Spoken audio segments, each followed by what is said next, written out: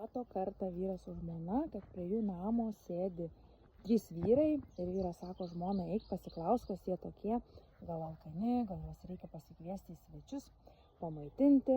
Žmona nueina ir klausia, kas jūs tokie.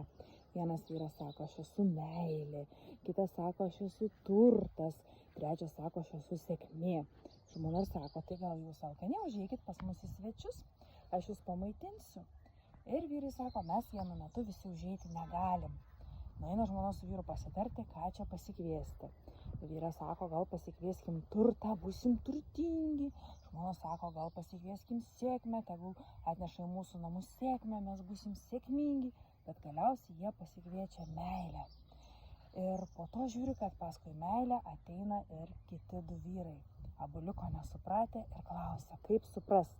Meilė ir sako, jūs pasirinkote meilę, o su meilė į gyvenimą visada ateina turtas.